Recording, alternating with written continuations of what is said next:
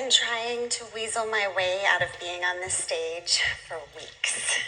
I am terrified. But about a month ago, I was up early panicking about this, and I watched an old TED Talk that Brené Brown did on vulnerability. Dr. Brown is one of my heroes. She is a shame researcher, and I am a recovering bulimic, alcoholic, and drug user. So I'm sort of a shame researcher too. It's just that most of my work is done out in the field. And Dr. Brown defined courage like this. She said, "Courage is to tell the story of who you are with your whole heart." And that got me thinking about another one of my heroes, Georgia O'Keeffe, and how she said, "Whether you succeed or not is irrelevant. There is no such thing. Making the unknown known is what is important." So here I am to tell you the story of who I am with my whole heart and to make some unknowns known. When I was 8 years old, I started to feel exposed, and I started to feel very, very awkward. Every day I was pushed out of my house and into school, all oily and pudgy and conspicuous, and to me the other girls seemed so cool and together and easy. And I started to feel like a loser in a world that preferred superheroes.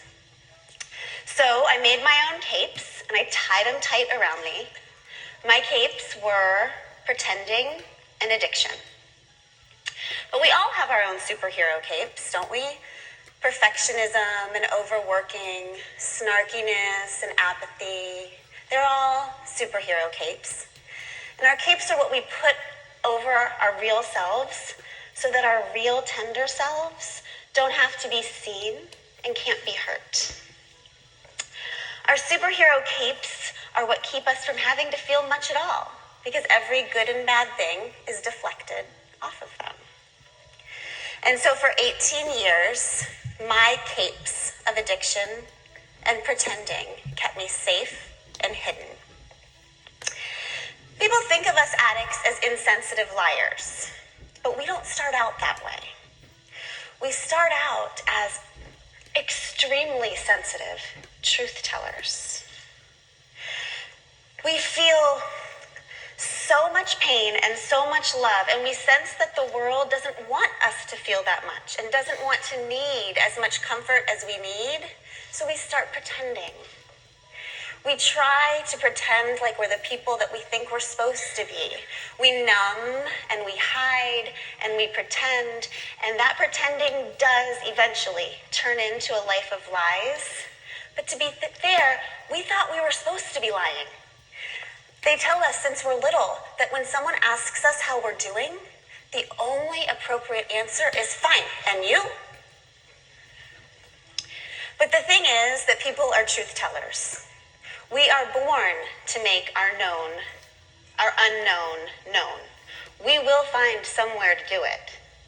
So, in private, with the booze or the over-shopping or the alcohol or the food, we tell the truth. We say, actually, I'm not fine.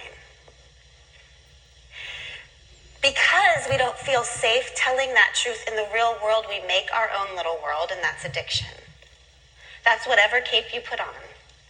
And so what happens is all of us end up living in these little teeny, controllable, predictable, dark worlds instead of all together in the big, bright, messy one. I binged and purged for the first time when I was 8. And I continued every single day for the next 18 years. Seems normal to me, but you're surprised. Every single time that I got anxious or worried or angry, I thought something was wrong with me. And so I took that nervous energy to the kitchen and I stuffed it all down with food.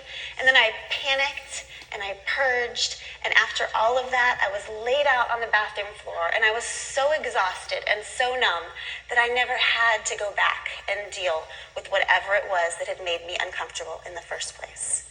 And that's what I wanted. I did not want to deal with the discomfort and messiness of being a human being. So when I was a senior in high school, I finally decided to tell the truth in the real world.